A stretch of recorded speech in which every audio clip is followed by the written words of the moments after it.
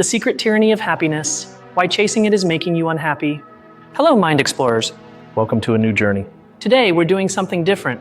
We're going to descend together through 5 levels of understanding to unravel a mystery that touches us all. We're going to talk about happiness, but not in the way you might imagine. We won't be discussing 5 tricks to smile more. Instead, we're going to talk about its dark side, its power to control us, the secret tyranny it exerts over our lives. Why so deep? Because in a world obsessed with being happy, understanding how that pursuit truly works is the most powerful tool to avoid becoming its slave. It's a matter of freedom.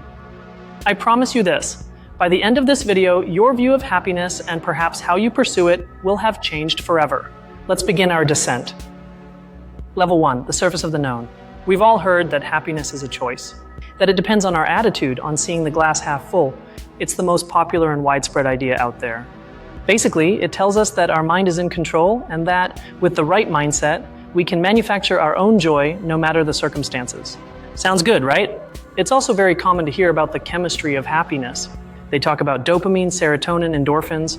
Those molecules are brain releases that make us feel good. And this leads us to behave in certain ways. We seek the dopamine hit from a social media like, or serotonin from a plate of our favorite food. We chase sensations. Think about the pleasure you feel when you buy something new, that little moment of euphoria. That's a perfect example of how we actively seek out that chemical reaction in our daily lives, almost without realizing it. And a third basic fact we all know is the importance of gratitude. The idea that focusing on what we have instead of what we lack makes us happier. It has almost become a universal mantra. This view of happiness isn't new. It has roots in ancient philosophies, but its modern explosion largely comes from the 20th century. After major world conflicts, a collective need emerged to focus on personal well-being and inner growth. Imagine a society emerging from dark times, seeking light. Psychology began to shift its focus. Instead of just studying mental illness, it asked, what makes people thrive? And from that question, an entire wellness industry was born. Everything we've mentioned so far is just the tip of the iceberg. It's what everyone sees, what we're told in self-help books and motivational talks. It's the smiling, friendly face of happiness. But if this is what we see on the surface, what secret engines are driving it underneath? It's time to dive in. Level 2, the hidden mechanisms. Here's the first major revelation. Our brain is designed with something called hedonic adaptation. It's a term that simply means we get used to everything. Think about it. That new car, that promotion, that relationship you longed for, they made you incredibly happy at first. But over time, that euphoria faded and your happiness level returned to its baseline. It's a survival mechanism, but it's a trap for lasting happiness. Now for the upside, knowing that you'll get used to everything is a super tool. It allows you to identify opportunities for happiness in small things and in variety, not just in big singular goals. Happiness isn't about arriving, it's about appreciating the small shifts along the way. For example, instead of waiting for summer vacation to be happy, you can use this knowledge to introduce small novelties into your week. Try a different route to work, listen to a new type of music, call an old friend. Those small variations combat adaptation. And now the risk side, understanding hedonic adaptation protects you from the "I'll be happy when I have this" trap. This is a giant red flag. If your happiness depends on a single major future achievement, you're setting yourself up for disappointment because your brain will adapt. A risky example is someone who goes into debt to buy a luxury car thinking that purchase will bring permanent happiness. At first it works, but months later the car is just a car and the debt is very real. Recognizing this protects you from making bad decisions. There's another process that governs us, an invisible biological rule, social comparison. We're programmed to measure our success and well-being in relation to others. It's not a moral flaw, it's a vestige of our tribal past. Knowing where you stood in the group hierarchy was crucial for survival. Today, that instinct is still there, but instead of comparing our strength, we compare our cars, our houses, our Instagram vacations. A common example, you feel great about your new phone until you see your friend has the next newer model. Suddenly your satisfaction decreases. Nothing has changed with your phone, only your point of comparison has changed. That's the invisible rule in action. The internal structure of this tyranny rests on a fundamental pillar of our mind, a programming error, so to speak, a cognitive bias. It's called the focusing illusion. It's the tendency to believe that whatever we're thinking about at a given moment is far more important to our happiness than it actually is. Nobel laureate Daniel Kahneman, who studied this in depth, explains it as a factory error in our brain. When you think, I'd be happier if I lived in a bigger house, your mind vastly overestimates the actual impact that house would have on your daily well-being.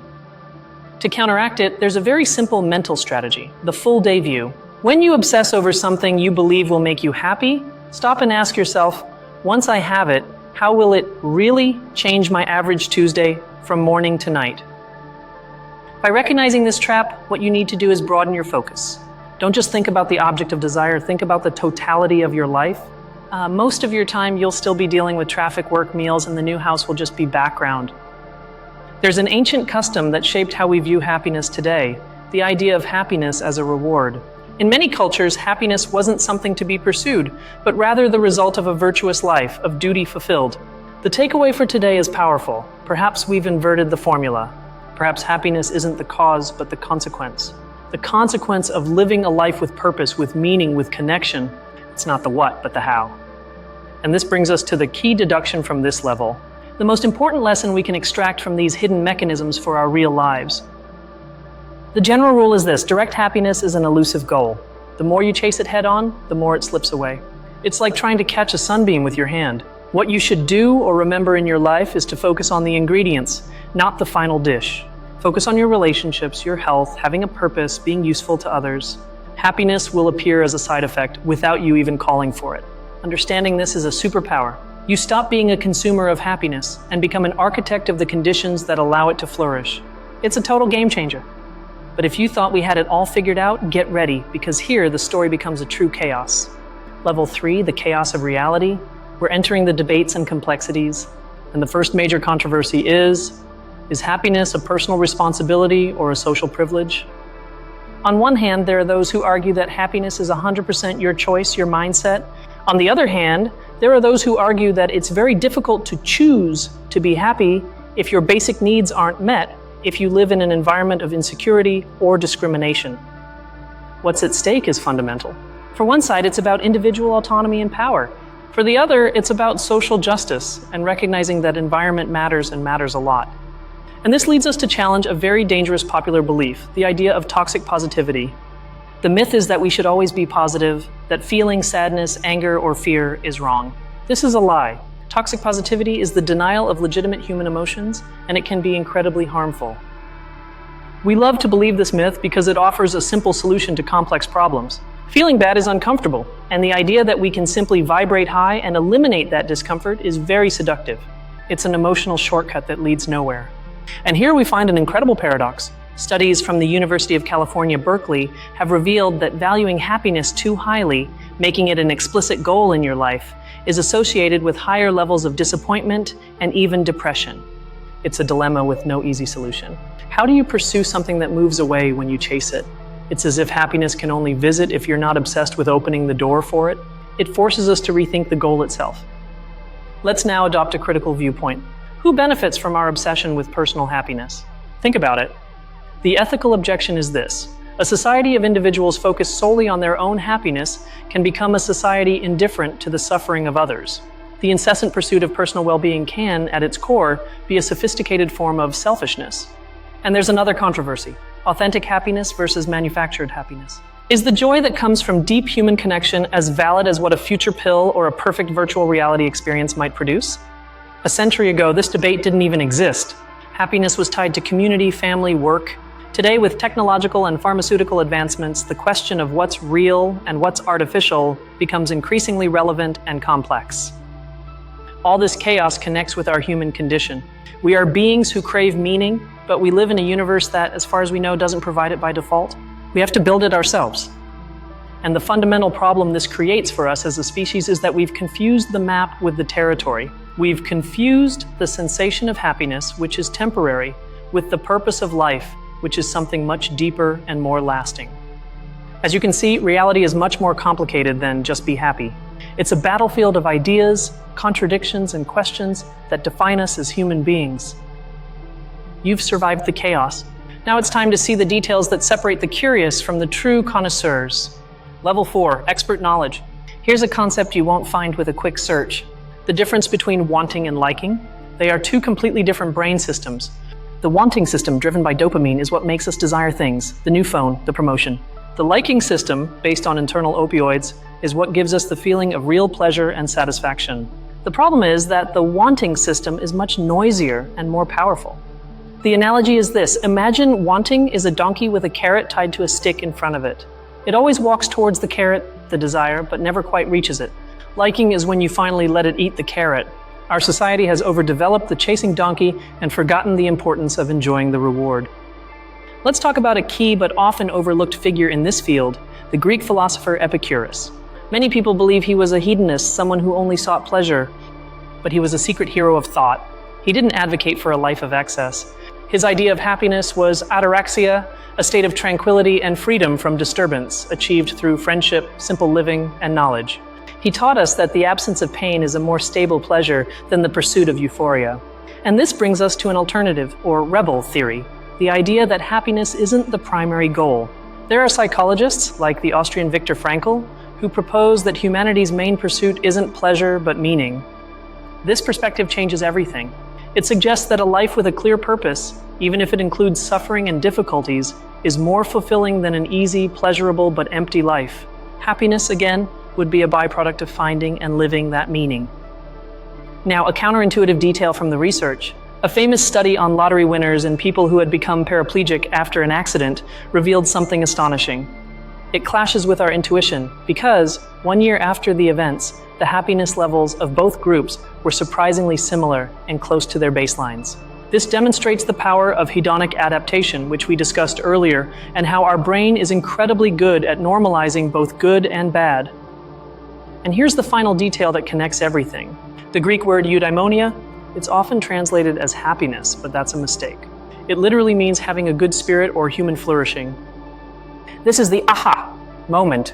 Aristotle and other philosophers weren't talking about feeling good, but about living well, about living a life of virtue, excellence, and purpose. The feeling of happiness was the consequence of being on that path of flourishing, not the path itself.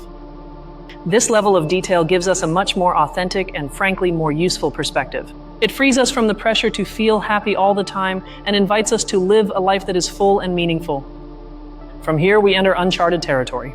Do you dare to look towards the final frontier? Level 5, the final frontier, speculation and awe. Let's think about the future. The first speculative idea is programmable happiness. What will happen when technology allows us to induce states of happiness at will through neurostimulation or brain-computer interfaces? In 100 years, the debate might not be about how to find happiness, but about what flavor of happiness we want for today.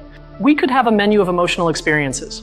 Do we want the serenity of a monk or the euphoria of a champion? And more importantly, who will control that technology? And here science bumps up against its limits. We can measure the brain correlations of happiness, but we can't answer the fundamental question, what is a good life? When science asks what is, philosophy takes over and asks what should be.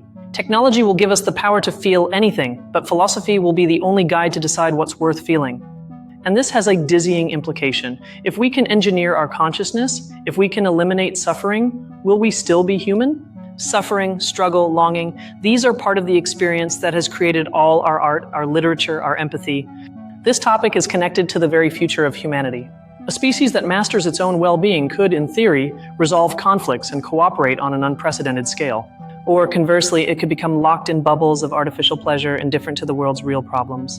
Understanding happiness in its deepest form isn't a luxury, it's a necessity for navigating the future we are creating. And here's the final idea, the most provocative. Perhaps happiness isn't the goal at all. Perhaps the goal is the intensity of experience. The ability to feel everything deeply, joy and sadness, love and loss, success and failure. Perhaps a full life isn't a perpetually happy life, but an emotionally rich and complete one, a life that doesn't shy away from any part of the human experience. Think about that. Our descent has ended. We've traveled from the sunny surface to the darkest, strangest depths of an idea we thought we knew. Now take a second, contemplate the full landscape we've discovered together. Remember how at the beginning of the video we talked about the simple, familiar idea. Happiness is a choice, you just have to think positively. Now get ready for the contrast. And at the end of our journey, we're faced with the possibility that the goal isn't happiness, but the fullness of the human experience, and that future technology will force us to decide which parts of our humanity, including pain, are worth preserving. We've moved from a self-help tip to a dilemma that defines the future of our species. That's the incredible transformation of understanding we've just experienced. What idea from this entire journey has impacted you the most? What thought is still resonating in your head? I sincerely want to thank you for your time, your curiosity, and for joining me on this deep dive. Please share your reflections in the comments. I'm fascinated to read how each mind processes these ideas. There are no right or wrong answers. If you enjoyed this deep dive, subscribe so you don't miss our next explorations, and share this video with someone you think it might blow their mind. Keep questioning, keep exploring, and never stop seeking the truth behind the apparent. See you on the next journey. So are you seeking to be happy or seeking to be alive?